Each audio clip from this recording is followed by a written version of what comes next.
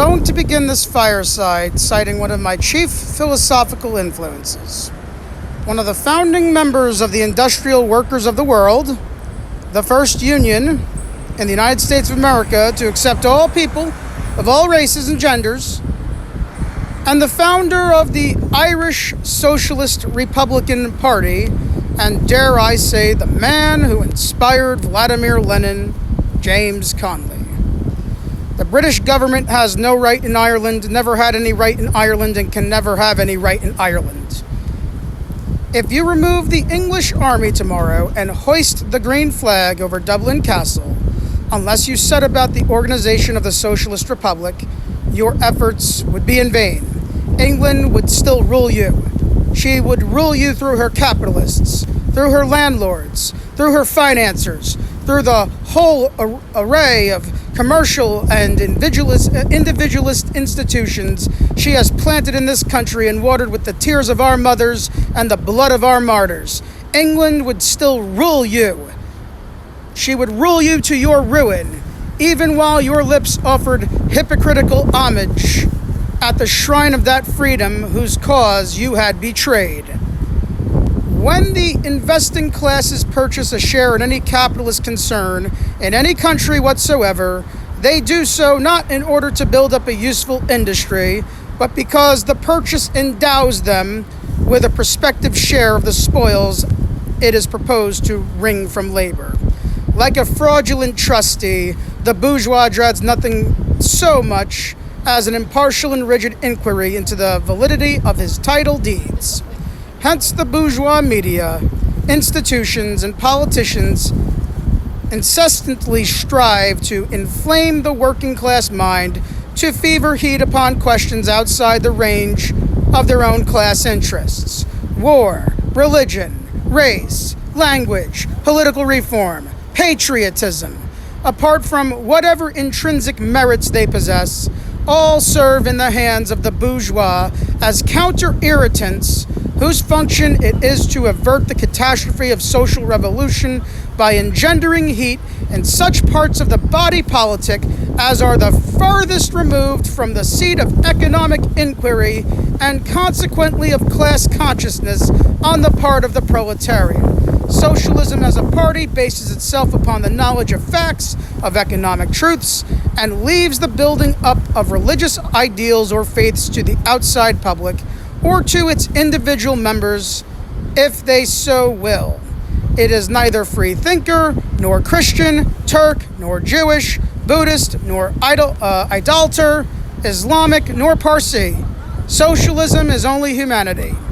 James Connolly was a visionary far ahead of his time, an Irish patriot who believed in the complete eviction of the British Crown from Ireland, and a staunch feminist to boot, a man who detested bourgeois aristocracy and who had an undying solidarity for all working people, even the British peasantry.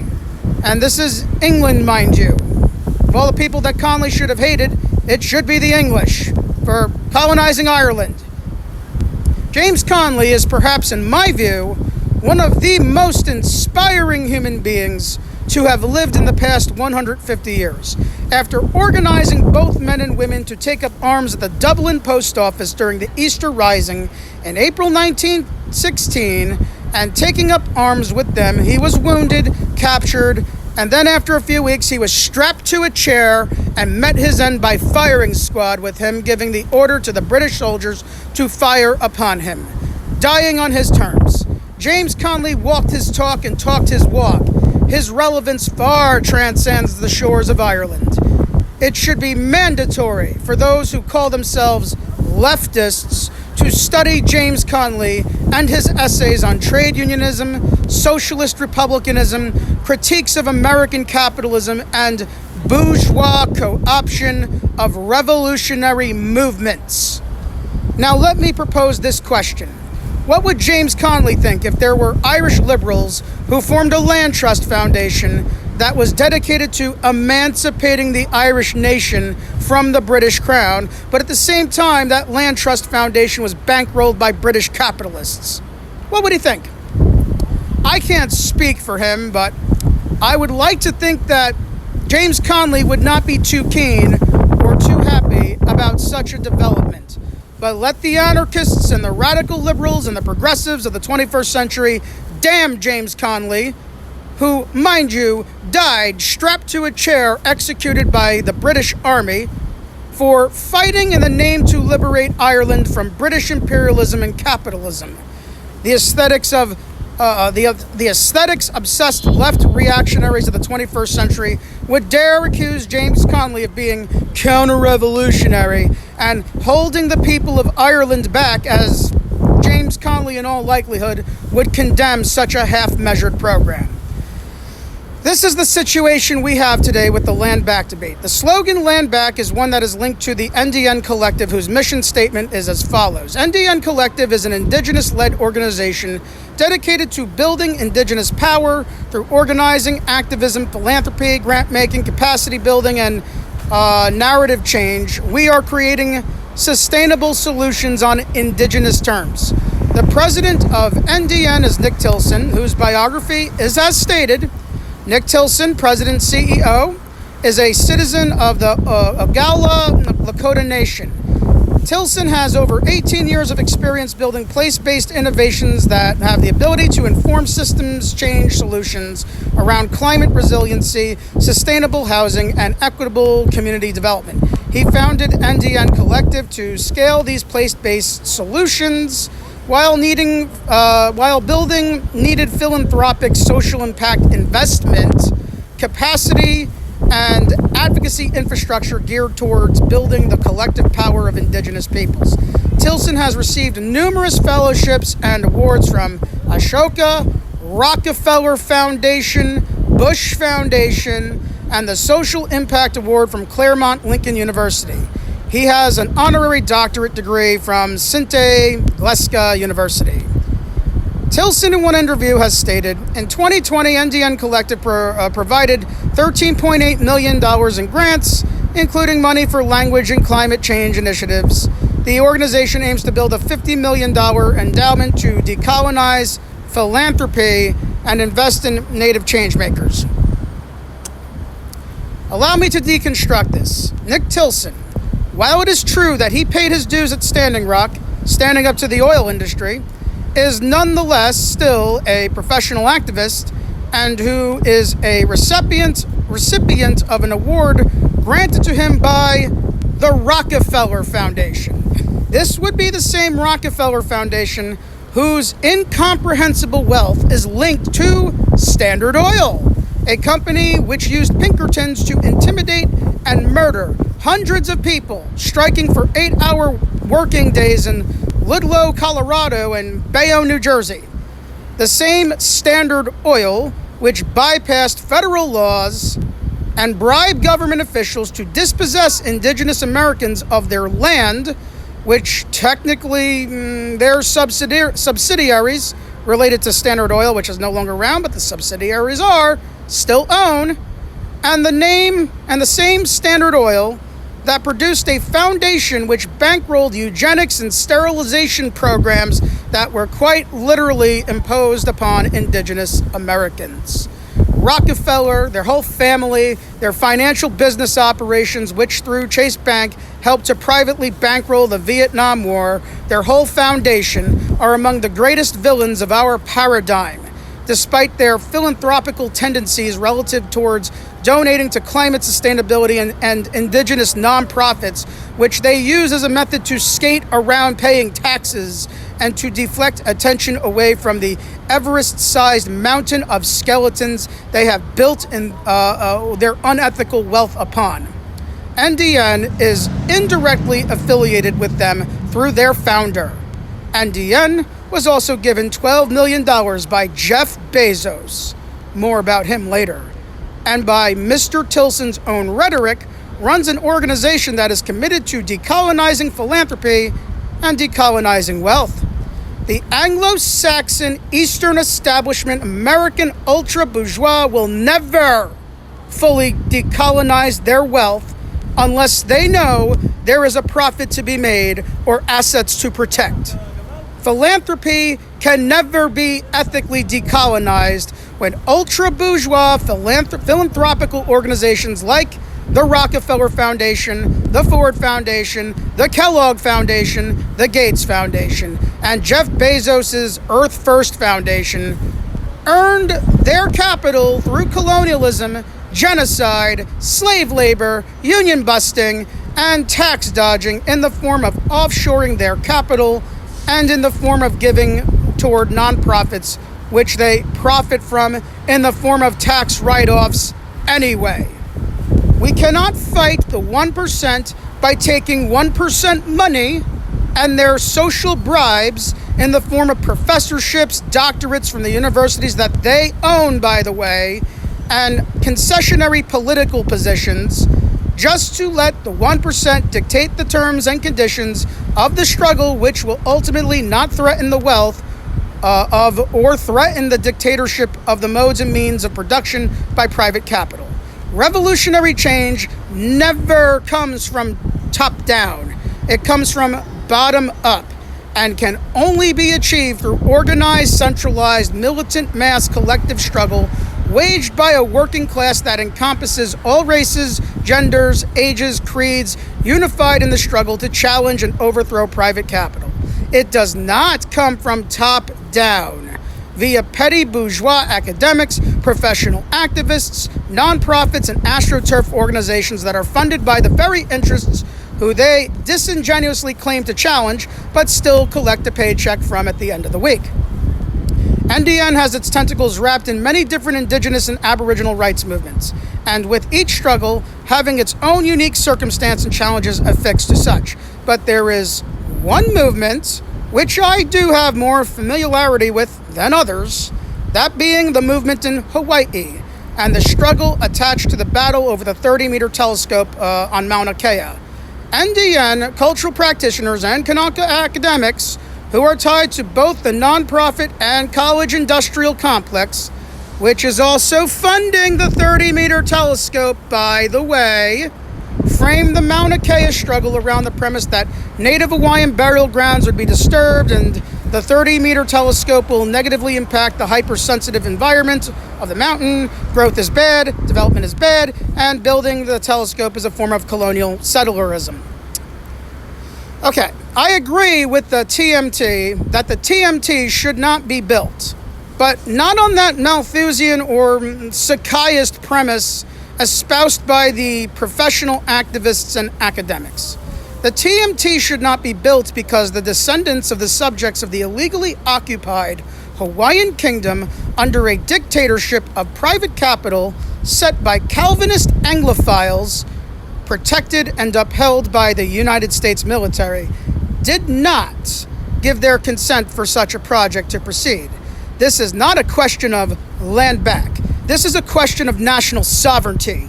On this premise, it is also imperative that Marxist, Leninist, socialists, or even progressives not wholly familiar with the intricacies of the Hawaiian liberation struggle to offer any financial or moral support to any current or former elected official from the illegal parasitic state apparatus that at present occupies Hawaii.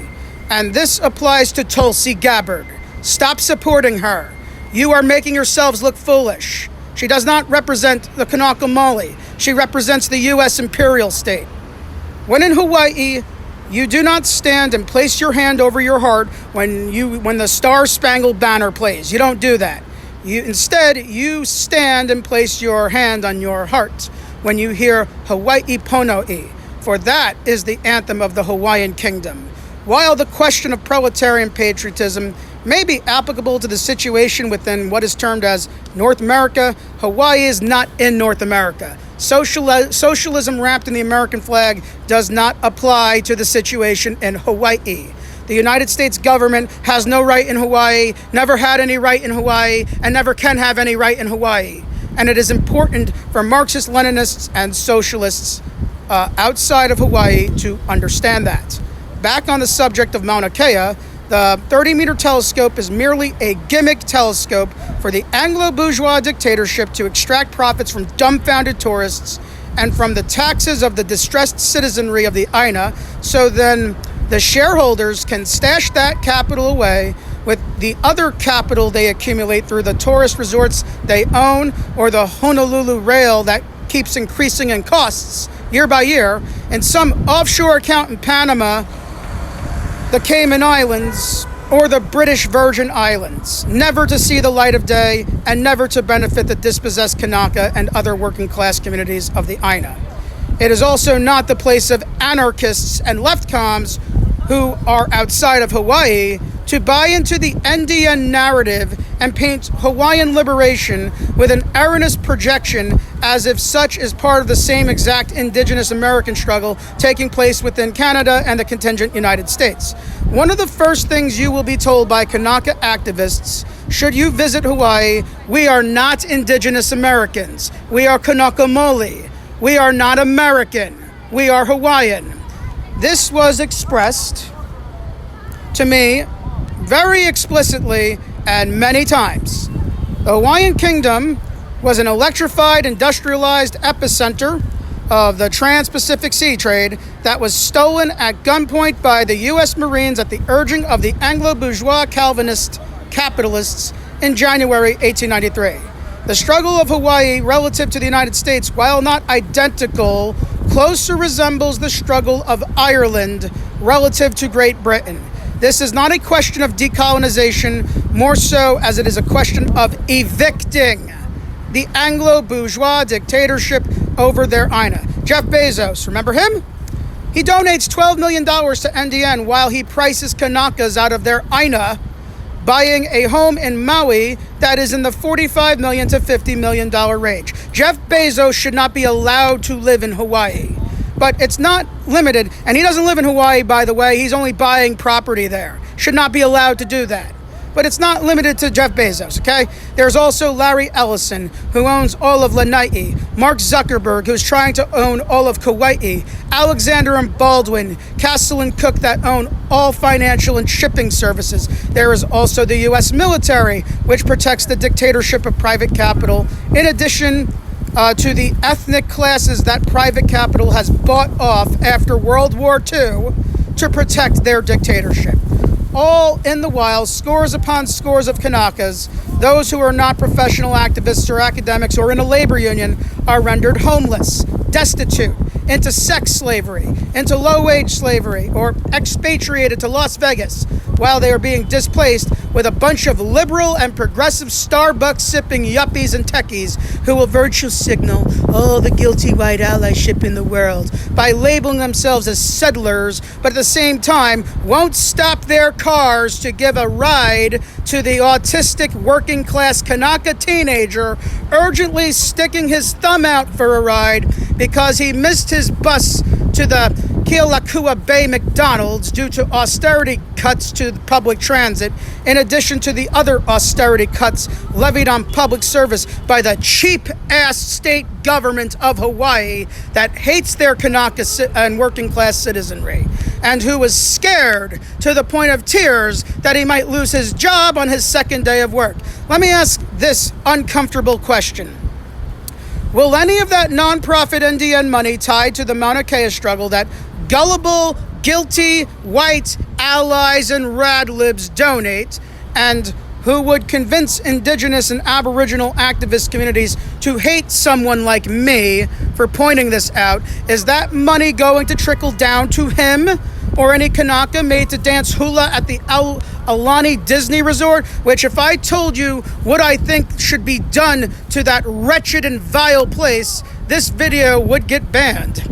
Or any Kanaka breaking their back in loading docks, offloading trucks at Walmart, is that money going to trickle down to any of the Kanaka sex workers working on Hotel Street at 2 a.m.? Or any of the homeless Kanakas living in tents or shacks down by the Waianae Boat Harbor? No, it's not. That money is going to trickle down to the smug professional activist opportunists, and it will trickle down to the professional academic class that continues to spout never-ending platitudes about race and gender intersectionality, deconstructing colonialism, degrowth, and other Malthusian tropes, but refuses to organize around class struggle. like the way the communist organizers did. Let me say that again. Communist organizers. Because the University of Hawaii, Hawaii Pacific, or the Hawaii Historical Society won't tell you that, because communism is a dirty word out in that part of the world. You know, the way the communist organizers did in the 1940s, shutting down the sugar and shipping industries and causing the Big Five to have an economic stroke. If there was ever a time to reawaken that sleeping working class volcano in Hawaii, now would be that time. Kanakas don't need guilty professional class liberal allies and non-profit organizations from the U.S. mainland who enable the very problems they say they are against. They do not need to wait on the United Nations or The Hague or Geneva or any of these Anglo-bourgeois-owned ceremonial international institute organizations that do not facilitate a radical change in material conditions. Nor do they need to wait for permission from the international community to reclaim their sovereignty. However, what Kanakas could use are committed comrades who want to help them evict the privatizing Anglo-bourgeois parasites off of their island. Or I should say, Aina. Sorry about that. I say this not as an ally to the Aloha Aina struggle. I say this as a comrade to the Aloha Aina struggle, who 10 years ago, in this very place where I make this address, has dedicated his existence to undermining and resisting the dictatorship of the bourgeoisie, alternatively called the 1%. Kanaka Maoris are part of the 99%.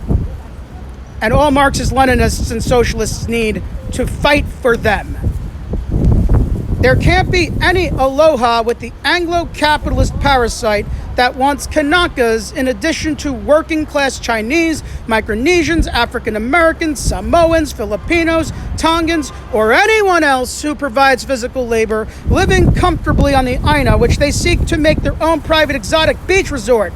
The bourgeois parasite wants to exploit and use their labor, suck the most productive years out of their lives to maintain their capitalist dictatorship, and then push all of them into the ocean. The Aina does not belong to the Anglo-bourgeois parasite, their collaborators, or counter-revolutionary professional activists from the U.S. mainland who disingenuously grift off the struggle but have done little to reverse the hiking costs of living and perpetually deteriorating material conditions that plague the working people of Hawaii. To clarify, I support an all-out class struggle in Hawaii for the Kanaka Maoli, aided by comrades who will not lead but yield to the leadership of the Kanaka Lahui to win their stolen sovereignty back from the Anglo-bourgeois parasite. I will not shun nor frown upon any potential subversive or extra-legal activities that should very well be exercised or taken by those who should and ought to use every means and method possible in a life-and-death struggle for ethnic preservation and the improvement of the dilapidated economic and material conditions of the proletariat residing within the Hawaiian Islands. I support the full eviction of the United States military state, the full eviction of the Anglo-bourgeois privatizers and their institutions of capital extraction. I frown upon and am somewhat skeptical of the NDN collective using their nonprofit business model of decolonizing capitalism, led by professional activists who affix themselves to the Hawaiian sovereignty movement as a means to divert capital away from the people who need it the most, while they are in a state of the most dire economic emergency conceivable. What I do support, quite ironically, as I'm vehemently an anti-monarchist, through militant class struggle is the 100% outright restoration of the Hawaiian kingdom, so long as that monarchy would be reestablished on the premise to protect and facilitate a program where the Kanaka Maoli collectively own the modes and means of production in a land that truly, rightfully, and deservingly belongs to them and whoever they should wish to share their Aina with if they should choose to do so. I'm going to close this out with the lyrics to a song that James Conley wrote.